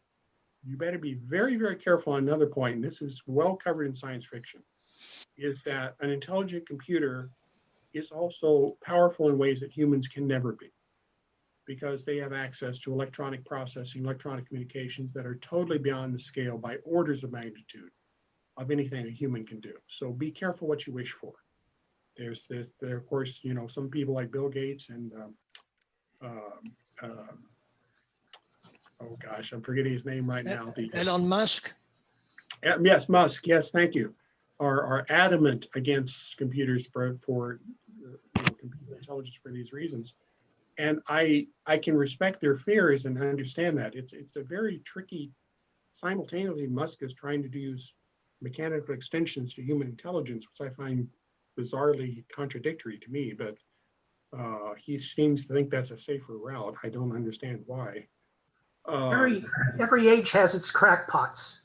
Okay, every age. No, it's true. Some of them can be extremely wealthy too. Yeah, I know that seems ironic, but nevertheless, every age has crackpots, and that one age has a crackpot who was able to key in, not only be rich, be born rich, but then to key in on the mechanisms of the capitalist system accurately, and so forth. Understand computing, understand robotics, understand rocketry, and acquire these scopes of knowledge. Doesn't mean that that same genius can still be remembered in history as a crackpot. But that's point. Yeah. But that particular issue about human brain interfaces, that is not Elon Musk's issue. That is simply something adopted from real research I'm familiar with. That is an actual ongoing research area, and it is not imaginary. I remember watching a guy volunteer to be a subject once. I'm thinking, oh my gosh, he was so enamored with the idea of having an interface that he wanted to be the first, sort of like the people who used to volunteer from the military to go to the moon first, even if they couldn't come back. Same sort of scenario. So what's scary is, like say, the emphasis on it may be crackpottery, but that particular technology is not. That is a very active, very real, and potentially very beneficial in certain areas. But like everything, it's a two-edged sword. You know, drones. I didn't know where drones would go. I didn't know if drones would wind up being banned or wind up being toys. They wound up being toys. Believe me, history could have gone completely different on that one. And these are cars. I mean, cars could have been banned. They're deadly weapons, you know, and yet we have them all the time. We don't think about it. Same situation with drones. And I remember actually being part of the navigation of that, saying, no, let's focus on the benefits, folks. Because if you abandon them, you're abandoning something very different. It's always two-edged, always two-edged. And how we do it goes back to that whole ethical conundrum of where do we want to go now that we have all this power to actually determine the future in ways. I was thinking in terms of potential, like what is the changes that we can do? We can do bigger future changes than at a faster time scale than arguably anything that's been seen before. So we should be careful with that power. Well, I would like to say that if we have somebody in this Zoom that we can see in his car, I think we've come a long, long way. Scott's in his car, right? I think that's amazing. Seriously amazing. I mean, Scott, thank you for coming. You have progressed.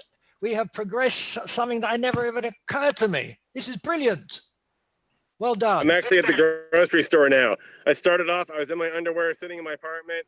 And then during this journey of a conversation, I've also taken a physical journey to the grocery store. Here amazing. Yes. Absolutely amazing. It just goes to show that the self is boundless. Scott, you've proven it. Thank you very much. Thank you. I think that we talk less about the self than about other important things. I've got about another 2 hours left, but I'll let you all leave now. Thank you very much for coming. I enjoyed it very much. Thank you, Scott. Thank you, everybody. It was very good, and I hope we see you the first Sunday of next month as well. We'll be discussing something else, something very cheery this time. I'm thinking of doing something about it is what it is, which is quite an interesting phrase.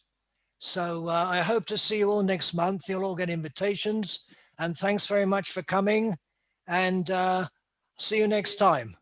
Ron, quick question, is that before or after the American election? It's the first. It's the 1st of November. No, before. So it's before. Before.